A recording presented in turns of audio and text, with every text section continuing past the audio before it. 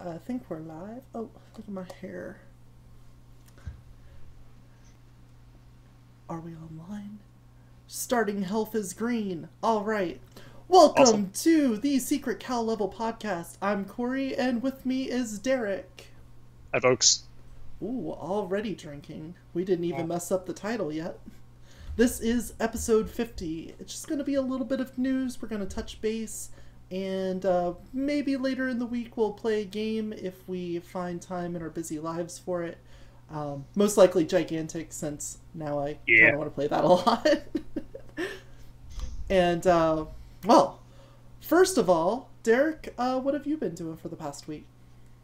Not a whole hell of a lot. Played some board games with friends and family, and I tried a new one. My family is always really big into board games. My mom and dad and girlfriend and my nephew got together and played some board games over the weekend. I had watched one of the more recent episodes of Tabletop, Geek and Sundry's board gaming channel, or a show on the Geek and Sundry channel on YouTube. If folks don't know, it's great. Hosted by Will Wheaton, plays cool board games with usually net celebrities. But one of the more recent ones was one that I hadn't seen before. It's a cooperative game called Flashpoint Fire Rescue, and it's a cooperative firefighter game. Each player plays a firefighter, and you're trying to get all the civilians out of this burning building that is actively on fire. So it's kind of like, and I feel like it's kind of like taking what every cooperative game feels like and making it literal. Like it's either a ship sinking with like 7 holes in it or a burning building. Like that's basically what every cooperative game feels like. You're trying to deal with all this shit while trying to win.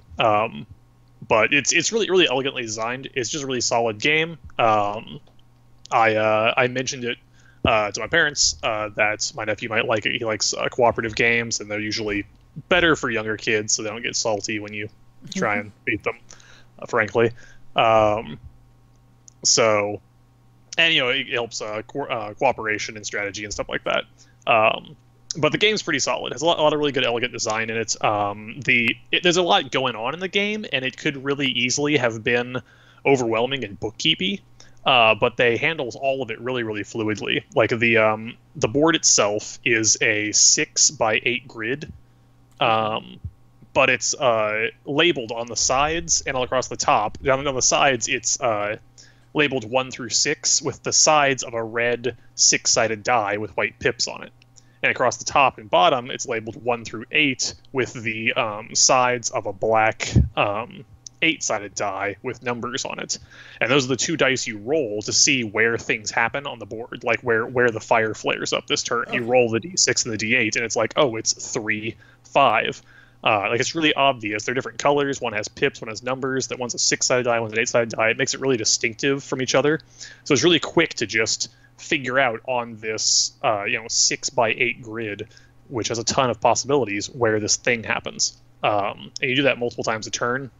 Another cool thing is certain mechanics, like you'll need something to happen like on this half of the board or in this corner of the board, and rather than having you just like re-roll if you get out of it, it's like one of the examples, you can park the fire engine in different spots around the board. There's 4 parking spaces, and each one has a quadrant that it's kind of attached to, and that's the quarter of the board that you can fire the water cannon into, the deck gun.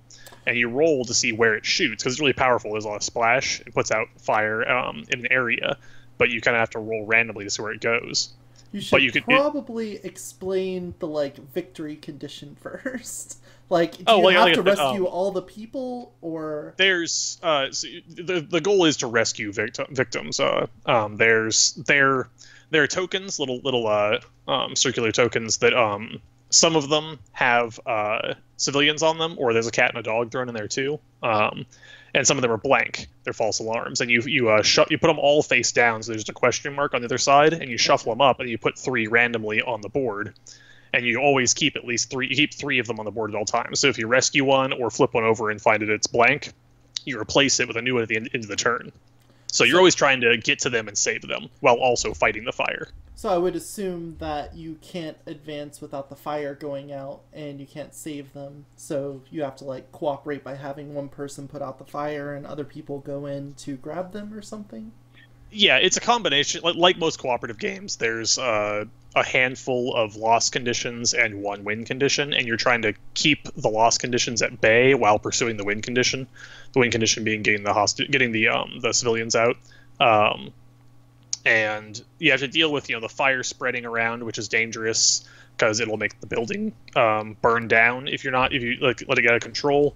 It'll also, if it spreads to the victims, they'll die. And if 4 of them, there are 10 total among all the random tokens. You have to save 7 of them to win. If 4 of them die, then you lose because you can't get 7 anymore. Okay. You can also try and play for a perfect game. Like 7's a win, but you can try and not let anyone die, basically. Or what's always the house rule, which is if you let one of the pets die, you lose because you go home in shame. But it also tracks because it's like a floor plan seen from above, and you'll track damage on the walls as well. Like if there's an explosion, or if you need to use your fire axe to hack through a wall, you put damage tokens on the wall. And there are 24 tokens total, and if you use all of them up, then the building has lost stability and it collapses and everyone inside dies.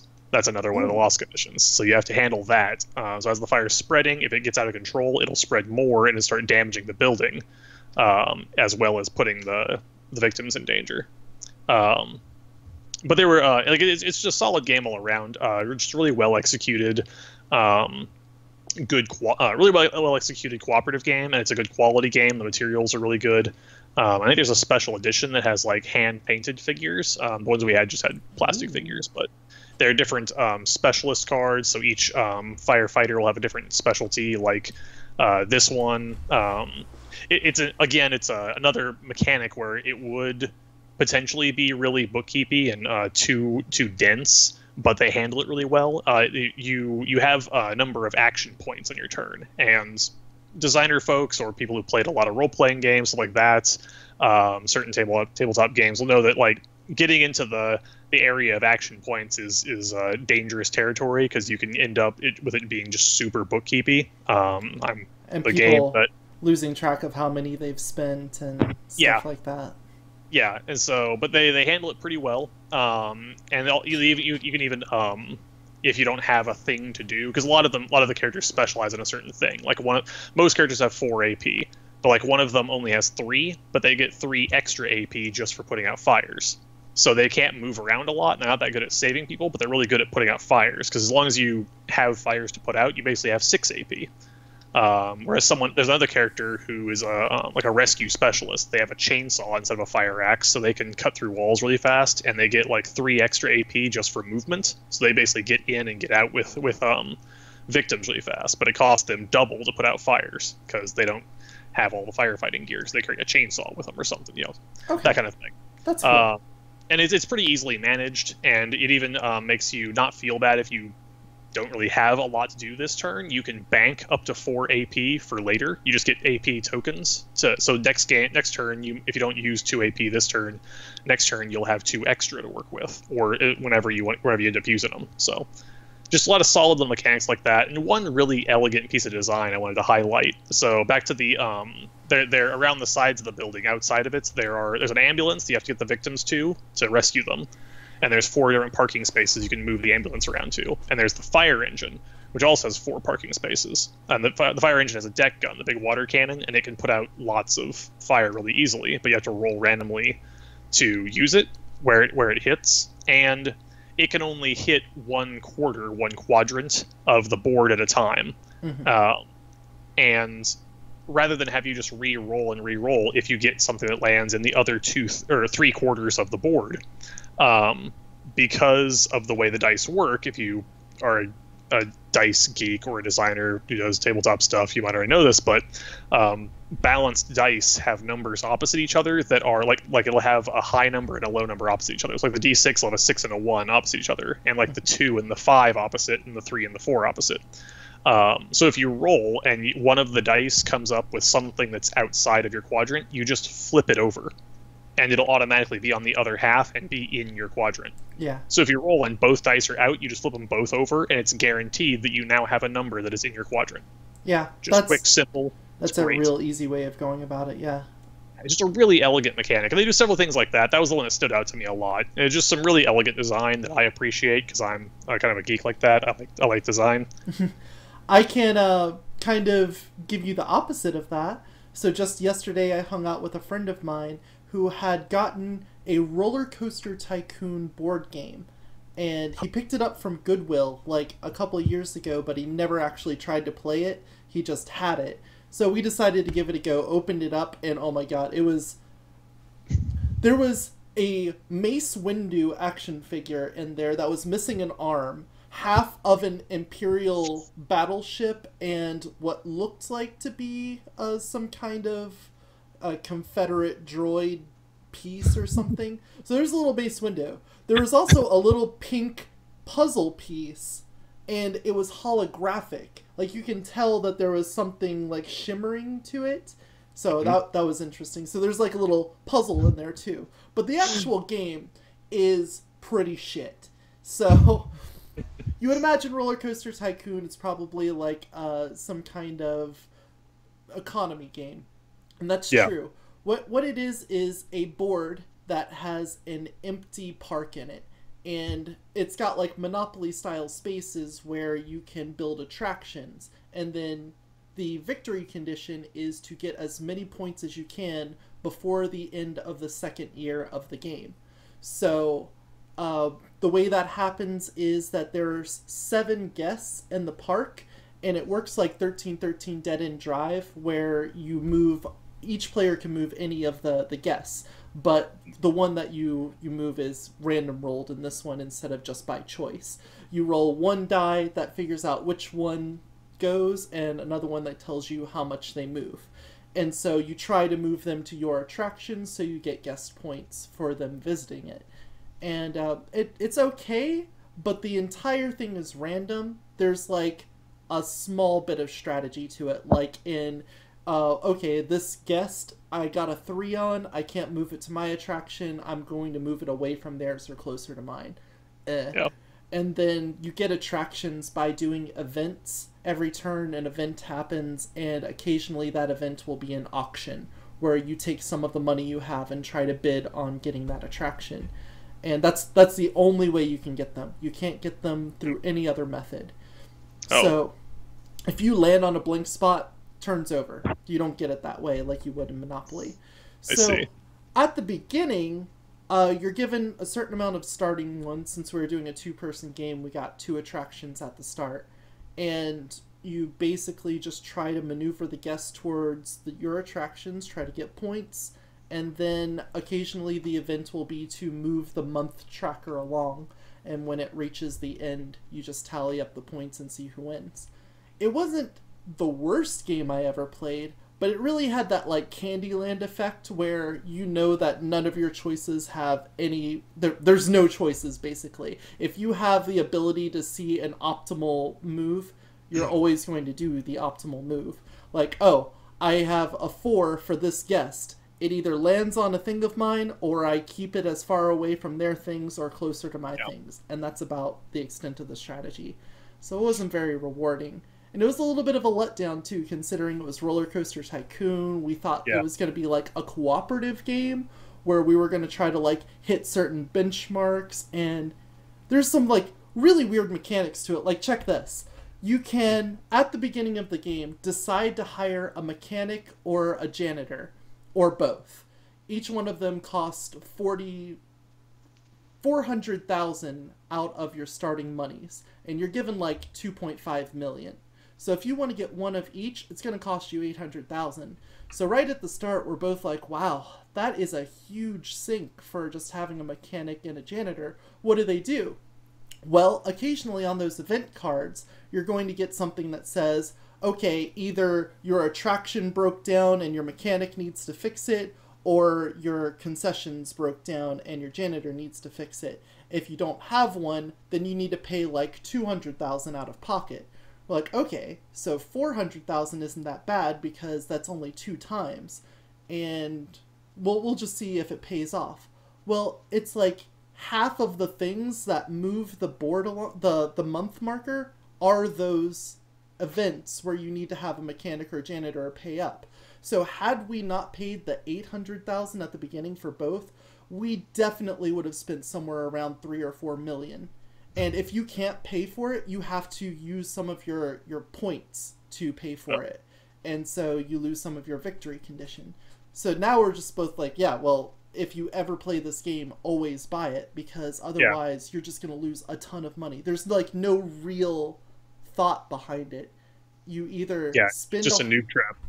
Yeah, and you don't get money from people landing on your attractions either. You only get money through events that happen, and when they happen, both players get the same amount.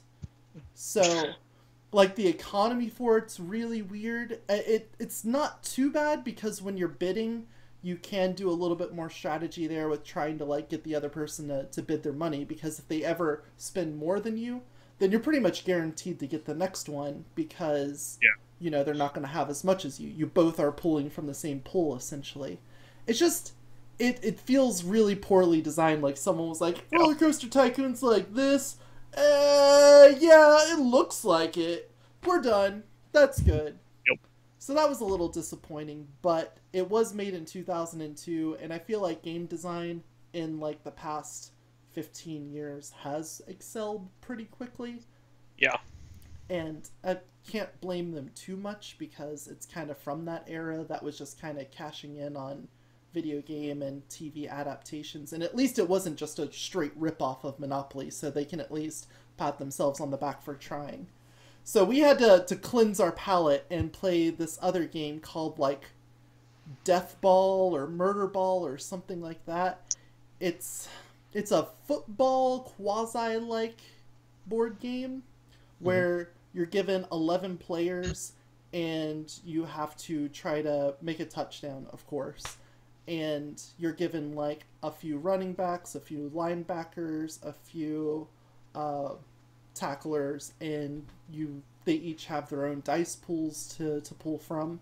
The ones that are good at tackling aren't very good at moving. The ones that are good at moving aren't very good at tackling. The really brutal part about the game is, if you ever tackle someone, they're removed from the game. It's like you pummeled them into submission, and you leave a little carnage marker on the ground, and you cannot move into that space. So when you pummel someone into the ground, not only do you remove them, you also leave a spot where people can't get through. And if you crit, like, the balancing mechanic of this game was actually pretty amazing. Your wide receivers use a d20. So when they want to move, you roll a d20, and you're like, okay, I can move 15 spaces. When you're tackling, you want to do the lowest number. So all of your, like, defensive linemen, you'll use a d6 for. So when they roll, they have a lower, like, movement, but when they tackle, they have a better chance of winning the tackle, because that's based off the lower. So I was like, oh, that's a really easy balancing mechanic. It's intuitive. It's nice. You don't have to keep, like, a fucking stat sheet of bonus points or something like that. The real killer thing is, if you ever roll a 1 against them, not only are they pummeled into submission, they're completely removed from the game. If after, like, halftime, any of your characters that got tackled get to come back in for the second half, but if the person tackled with a crit, they're dead. They died. You killed their character. So when we were playing, I went with a team. Each team can also have advanced rules where you have special abilities, and we were both like, fuck yes, let's have special abilities. We're not going to play just a standard game. And it also allowed for passing, which isn't in the standard game. You can only do handoffs in the standard one. Which also, cool mechanic for that. Fumbles only happen when you roll the same number. So if I roll a tackle and I get under your number, I tackle you and you die. You roll under me, I get tackled and I die. But if we roll the same, the ball fumbles and goes into a space within 2 of the one that you're standing in. Which I thought was a cool mechanic, because then ties, you both injure each other, they're both removed, and the ball's just left on the field. It works out pretty well. Yeah. However, my special ability I went with was having my super tackler. Each team has, like, one real big guy that rolls 2d6. And my special ability was that I can use that second d6 for movement. And I was like, oh yeah, I'll just give it to this guy and then have my like whole field move around him. He can get the ball and he's already has a chance to roll 2 lower numbers than them. It's going to be awesome. So I grabbed my stuff and it was looking pretty good until one of his tacklers came up and just so happened to get a 1 on my guy. So like in the first couple rounds, I lost my heavy. And that's what my team specialty was my heavy. Yeah. It's like, well, shit. Still ended up winning at the end of the day. I had a pretty good strategy after that point. But that game was way more satisfying. And I don't even remember the title of it. Give me a second here. Oh, gosh. I ruined the stream. Don't look at that. Now look at Derek. Board game murder ball? Let's look at images. Oh god, no, that's wheelchair people. That's not right. Death ball? That's looking closer to it. Okay.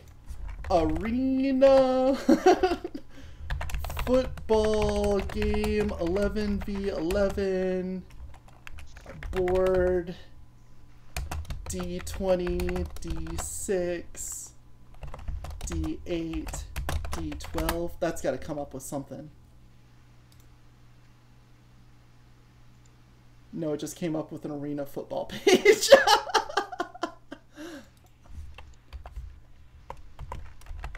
God, I gotta find the name of it. He just has like a whole bunch of obscure board games.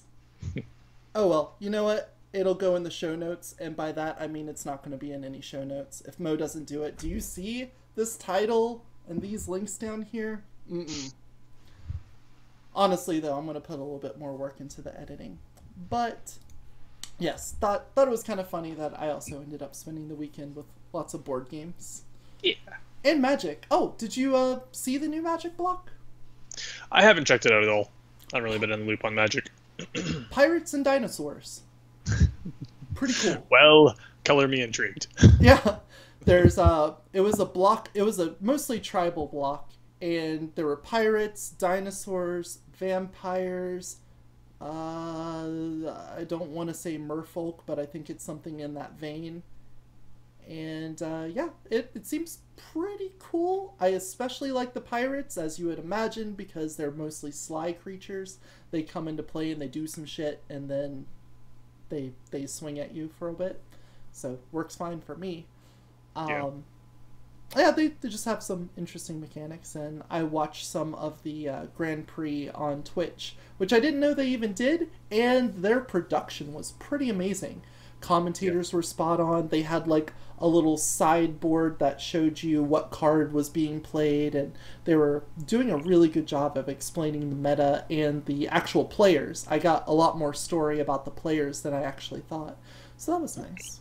Yeah, the commentating and like card games as a spectator sport is really difficult to pull off well because there's a lot of info you have to convey to people for anyone who isn't like active in the meta of the current competitive scene to be able to understand what's going on. Because even if you're just a casual player, if you don't know all the stuff in the current block and you're talking about like the names of net decks, they're going to get lost too. Let alone someone who's like, yeah, I played Magic 4 years ago. What's going on with Magic now? Mm-hmm. And you're gonna have no idea what the hell is going on with it if they just name the cards and whatnot. So yeah, there's a lot of info you have to convey. It's like, kind of definitely like game streaming hard mode. Oh, I did it again. I keep making your face go away on accident. Not my face. So, outside of board gaming, or were there more notes on board gaming? I was just going to have a random comment. I was reminded on the notes of board games and pirates. One game that I'm pretty excited to bring to the Extra Lives campaign later this month, which is coming up. Be excited, folks. I'm excited. So we get some board games in there, and this one I think will be great. It's actually a kids game, but I think it'll be fantastic when we're all drunk. I don't know if I mentioned on the podcast before. I think I mentioned it to you a little bit when we were kind of planning things out, but I don't think I've mentioned on the podcast. Now I'm going to forget the name of it. but I think it's just called like Loot or something like that. It's by Gamewright. Gamewright's great. Yeah, it's called Loot. There we go. So Gamewright's great. They make a ton of really awesome games. A lot of them are either kid games or games that are good for kids, but I still love playing. Like I think I mentioned Dragonwood before. Really awesome game. Totally playable by like a 7-year-old, but I find it enjoyable, and so do several of my friends. But Loot is another game that Gamewright publishes.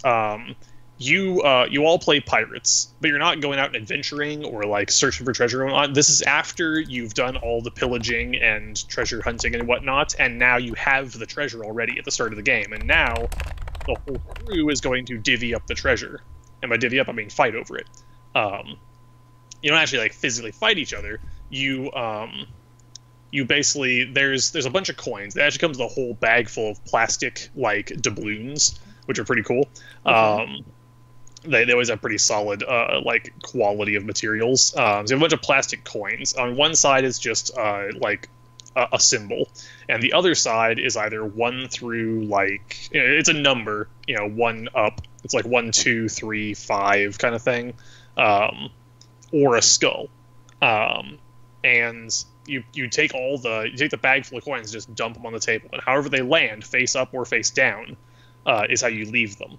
You spread them all out so you can see all the coins, but you leave them all how they are. So they'll just randomly be number side up or hidden with the number side down. And you play cards to be able to do things with the coins. So it might be like, take 2 face down coins from the center and put them in your stash, or like steal 1 face down coin from an opponent, or like give one face up coin to an opponent, kind of things like that. And the mechanic, it's all about like bluffing and memorizing things, because the coins always stay however they're placed, like either face up or face down. Or actually, no, when you put them in front of you, you put them face down. So in the middle, you can see some of them and can't see others. And when you put them in front of you, you flip them over if they're face up. So it's hidden in front of you, but you have to keep them in the same order that you took them. So people can kind of try and memorize everyone's. And the strategy for points is you can only have 8 coins total. Okay. And win the game. And so if you get like the ones with a number on them are worth that many points. So if you get a 1, it's only worth 1 point, but like a 5 is worth 5 points. That's a way better use of one of your 8 slots. If you get a skull, I don't remember if it's either worth 0 or like -1 point. They just suck in general, because either way you're losing potential points by a boatload. So you try and like shovel off your bad coins to other people and try and take good ones, and try and remember like it was the 3rd coin the one they made like the excited face about, and were they bluffing me? I don't remember. And so all that's going on. But also every single card is some stupid pirate phrase, and the rule is every time you play one of them, you have to read the card in a stupid stereotypical pirate voice, and it's great. Yeah, that's a necessary rule. Yes, and so I think that'll be fan-fucking-tastic when we're all really drunk. Like it's going to be end of one of the days, probably end of day 1 or something. We'll play that, or toward maybe not the end, because we'll probably all be too crotchety. We'll start because that game will get you really salty. It'll be problematic. But so maybe 3/4 of the way through the night we'll do that. But I think it'll be good times. Yeah. I bet we could probably also take a bunch of cards Mo has and maybe play a draft of whatever he has laying around. I wouldn't mind playing some Magic. By the way, Battle Ball was the name of that game. Battle Ball. There we go. Yep. It's kind of close to Murder Ball or Death Ball. Yeah, I guess Slaughter War Ball. Yeah. Kill Ball. Violent term - ball. And I would suggest checking it out, because I do feel like the strategy in that game was rather immense, because they give you a lot of options, but I'm not sure exactly where you pick that up, because again, that was a Goodwill kind of dumpster dive grab. But anyway, so I want to talk about Cuphead, and more importantly, game journalists reviewing games. Now, Cuphead has gotten a lot of acclaim because it is a solid looking game. I haven't actually played it myself, but I've watched a lot of it, and the mechanics seem smooth, the art style is amazing, the soundtrack is addictive, it seems like an all-around good game. However, it got a little more publicity than it expected when Dean Takashi, a reviewer for VentureBeat, spent 26 minutes trying to get through the tutorial in the first level of the game. And, I mean, it's pretty painful, I gotta say. Like, when you try to watch someone fail the same obstacle multiple times, it's pretty hard to watch. Now, that's true for just about anyone. I can expect to give someone a new game and see them fail at it quite a few times. That's reasonable, right? Like, I mean, I would guess you're not going to be a pro at something the first time unless you were raised to be a perfectionist and that's what you expect of yourself, and you frequently let yourself down and get depressed about it. But, I mean, outside of that. However, it brought up a pretty important point. The people that review games are expected to have, I would say, a higher competency than your regular Joe Schmo that's picking up a game for the first time. Like, if you are going to tell me how good of a game this is, you probably need to have a good grounding of other games like it. Like, I wouldn't expect somebody that only watches romantic comedies to give me a really good explanation of this horror movie. They might say it scared the crap out of them, but then everyone who likes horror movies would be like, wow, that's a terrible horror movie. That didn't really do the job. So when you have someone whose job it is to review a platforming shooter, and it takes them an immense amount of time to get through a tutorial and a first level, it kind of makes me wonder why you're the one reviewing that game. Not to mention why you're posting a stream or a video of you failing that hard at it. Yeah. And this isn't like the first time this has happened either. It instantly reminded me of when Doom got released. The remake, not the original. And I believe it was IGN that had a video of them playing it for the first time, and it looked like the person playing it had never touched a first-person shooter before. They couldn't, like, move and aim at the same time. Like, they didn't understand that their thumbs can work independently of each other. And I don't expect them to be perfect. I don't expect them to do everything right the first time. But there is an expectation of some competency there. And I want to get from you, like, do you watch somebody play a game that's giving a review and then wonder if they're qualified for it? Or if, maybe a better question would be is, if you see someone sucking at a game, are you really going to take their opinion without a grain of salt? Yeah, well, I'd say, as far as sort of the standard way, the kind of typical expectations and the way things tend to, what tends to be expected reasonably from a game review is that they're going to be at least moderately an expert on, at minimum, the genre that they're talking about. So, yeah, for the most part, I mostly want to add in the caveat, though. There is some value in getting sort of an everyman's opinion, and you can kind of be a professional everyman, which is sort of a contradiction, but basically you specialize in not being good at games and then playing them and reviewing them, which has some value to at least certain people. Mm-hmm. It's also potentially really amusing. There are plenty of folks who do very well for themselves by sucking at games publicly. That's an entire genre of YouTube. See us playing Viscera Cleanup Detail. Well, a lot of that is Mo's perspective. Yes. Yes, you won't see most of it because Mo was multitasking. He was going above and beyond. He was sucking at the game and sucking it as a cameraman. So, and I was drinking a lot because otherwise I wouldn't have been able to make it through that. Yeah, that was a special day. But I don't know. Even then, like, I felt like part of our problem with Viscera Cleanup Detail is that it kind of doesn't hold your hand in any way. It doesn't, like, tell you that you have some kind of completion. It doesn't really explain the tools. You just kind of jump Yeah. into it. It was But also my bright idea that we're not going to look at this game or how it's played at all. We're going to go in blind, and it'll be more fun that way. Didn't realize that that wasn't a necessary step for Viscera cleanup detail. We could have like read the wiki, and it would have come out amusingly bad, and instead of painful. but So I understand like having an entertaining video. That like that's a huge part of YouTube is usually the more entertaining the person is, the less good their gameplay tends to be. I really like watching the Northern Lion because he's really capable of holding a conversation and making insightful commentary and pop culture references, but he actually kind of sucks at games. So it's a little amusing to watch him play, but at a certain point you just go, "Oh, Egghead, you're so funny." But I think there's a different expectation when it's on a game review site and you are a game journalist and this is a video for a review.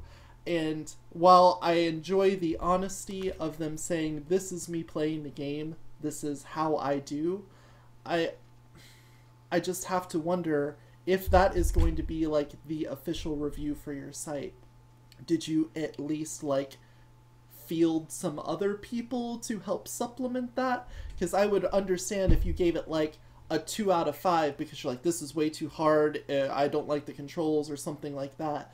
But if anybody who's played the genre thinks it's like the holy grail of it, that review is going to look really off because your perspective is skewed.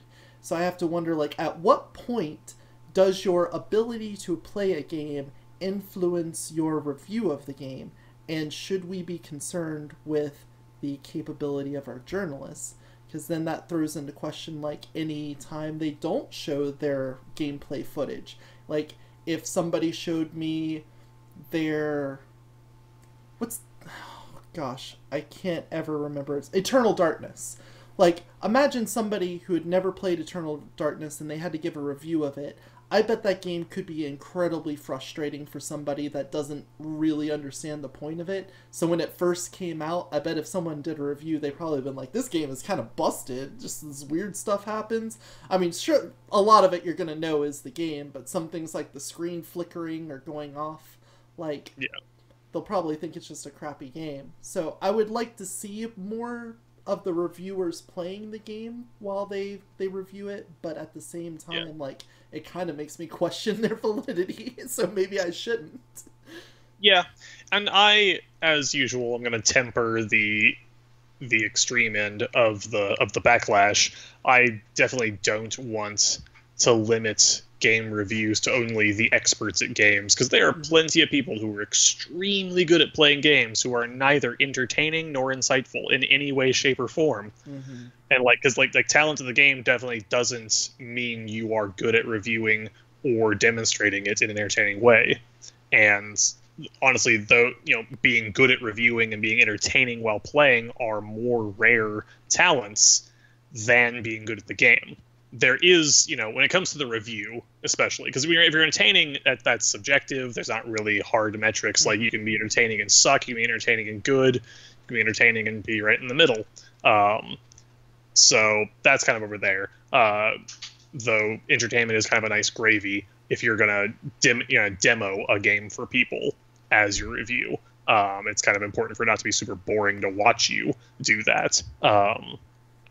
But yes, there needs to be a certain amount of competence at playing the game, I think, to have a good understanding of the game. And if you have, you know, a really great understanding of game without that skill, then watch other people play it and give really great, insightful reviews based on their gameplay. You know, as you give it a try yourself, but don't stream it, especially not live, perhaps. That's where I'm at on this. Really, I think what it boils down to me is like, yeah, I agree. Like, that probably was a pretty bad idea. It's certainly embarrassing for that person. I feel like I'm cringing because I am embarrassed for them, but I don't really see a lot of controversy in it personally. It's like, yeah, that was kind of a bad choice. I don't know why you did that. You probably shouldn't. And that's kind of where I leave off. Like, Yeah. in general, if you're going to get a review from somebody, see if A, they have good knowledge of the thing they're reviewing, and B, see if their opinions of things tend to line up with yours. If you can't check both those boxes, you probably want to find a different reviewer. That's really the end of it. I don't know if this is like the hoopla about it in the back and forth. Oh yeah, Like it's it's well, internet drama like, is probably always just going to yeah, be like 10 times more dramatic than it needs to be. yeah. But I think it's just more of like or something. there's already kind of a sense of distrust of game journalism just because of how like close they can be with developers, or the aspect of like having to sign certain contracts to not talk bad about them if you get review copies, and there's already like conflicts of interest. And then when you also throw in some ineptitude, then it just gets people more riled up. But it's not like, yeah, you can't like set a standard in place. You can't be like, well, it's a game that's supposed to take 12 hours and you took 14. Your review's invalid. Go home. Like, there's no bar test for becoming a game journalist. Like, you have to be able to beat Dark Souls 2 in under 30 hours. Thank you. Like, I know, that's just... Yeah. I mean, look at it. Like, the three of us schmucks call ourselves game journalists. Anybody can do it. Yeah. there's no bar for entry. We can, and I think we have a nice gradient of skill and ability across different platforms. Like, don't ask me to deck build. Holy crap, I cannot build a deck to save my life. I understand the fundamentals. You can tell me bread. You can tell me, okay, here's the ratio of lands to things that you need, and you need to make sure that you have like a nice mana curve so that you aren't all here and you aren't all here. I'm like, okay, I totally get that. Here's my deck. What the fuck did you do, Corey? I put the numbers in there. You put one-ofs of a whole bunch of stuff. Like, yeah, but I like them. Yep. I like those things. Well, you need to get rid of them. Tangent. Total tangent, or like turning your statement into a tangent, I guess. Like, though I've said it before, I'm not really all that interested in getting back into Magic, especially not constructed, because I don't have $1,000 a year to spend on a hobby. If I did, I'd do other things with it, like, frankly, SCA probably. But I kind of do miss the tournament play, especially like construct or draft and sealed. And sealed. Yeah, there's the word I was trying to look for. And I think you and I would make a good two-headed giant team, because I could make you make a deck that didn't suck, and then you could pilot that deck, and I pilot mine, and I think it would work pretty well. We do counterbalance pretty well. I've done a couple of two-headed giant sealeds, and they went perfectly fine both times. Had a good run with them, actually, at the Avancant release, or however you pronounce it. Yeah. I've just, don't ask me to build decks. Don't know why. Every time I played one of those deck-building board games, I still can have fun with it, but my decks always turn out total shit, and I never win. So, I don't know what it is. I can't put cards together. But man, tell me to like point and click on things, I could do that. I've got a gun in my hand and I need to click on that thing, done. I got a sword in my hand and I need to click on that thing, done. Yup. RTSs, I can do that pretty well. Putting cards together is hard. Just can't do it. But yeah, I don't really see what the hoopla is all that about. I do kind of understand, like, being a little upset that someone reviewing a game has that hard of a time with it, but then all you have to do is just not care for that review and go look at a different one then. And then when you stop giving that review site clicks, they could be like, hey, we should probably not put that reviewer on games like this anymore. And then everyone wins. Yep. Pretty simple. Well, that was really the only thing I wanted to talk about without having to get into, like, some of the sad events that have happened with hurricanes and shootings and stuff like that. Man, it's kind of happy that you can retreat into video games. Yep.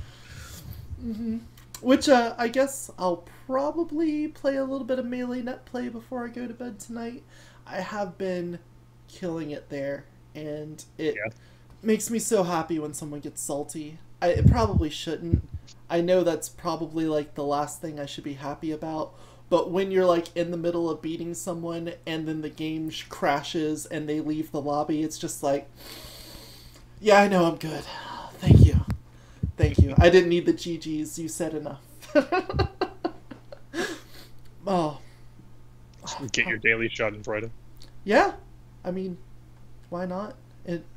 Just get yelled at work by angry people that don't know how their phones work, so might as well get to feel accomplished at something. Yeah. Well, was there anything else that you wanted to add? No. You mentioned a little bit earlier, you and I have been playing some Gigantic. We will certainly play some more of that. We'll try and fit some in this week. And later this month, weekend of the 21st, was it the 21st and 22nd, is Extra Live campaign. It's going to be awesome. We're doing a 2-day, 12 hours each day, because frankly, I'm 30 and being drunk for 24 hours straight is a lot less appealing. So I'm going to be a responsible adult and get drunk for 12 hours straight, 2 days in a row. I am a mature adult now. That's what I do. We're going to play some board games. We're going to play some Vigima games. We're going to play some D&D. Roll the dice. Yes. Yes. All the games. And then we're going to be drunk if I didn't catch that part. Yeah, there will be alcohol. Yeah, there'll be alcohol. And you can drink alcohol with us, too. I'm sure there will be plenty of incentives for everybody to drink. Yes. Yes, and do bring your wallets, because the whole point is charity. We are trying to raise money for people, not just get drunk and play games, so... Yeah. We are sacrificing our livers to children who need help. So, like that... We've shortened our lives for far less important reasons, but this is actually where we're going. Please support us on this one, because otherwise we'll just do it for whatever. Yes, we need to have a valid reason to be fucking alcoholics and weirdos on the internet. But yes, if you don't know, Extra Life, video game based charity stream, raises money for the Children's Miracle Network. So it is unequivocally a good cause. Every dollar you spend will get you some entertainment of us being complete fucking drunken morons and help kids who really fucking need it. So there is really no better place to put your money. It's better than the bank. Just put it all in here. We'll do something with it for you. Yeah, we'll launder it. Yep. Two children. Yes. And I don't have anything else to plug as of right now. I'm sure when we get close, I'm going to have at least a couple of things for the week, since I'm not going to be doing any uploads. I do intend on doing a couple more edited videos throughout the week, so stay posted on that. I do have a little bit more time, and now that my computer isn't busted, I can actually do some video editing. So I think the first one will probably be us playing Gigantic. I don't want to make a promise, because it may just be a short video of like me playing Melee or something, but I do want to put more edited videos out there, at least until Mo starts being more involved again. And maybe even after that, I might still do some of the video editing of our gaming stuff. So just keep posted on that, and stay subscribed, follow us on Twitter, visit us on Facebook, leave us a message, and we will see you guys next time. Bye, folks. Bye.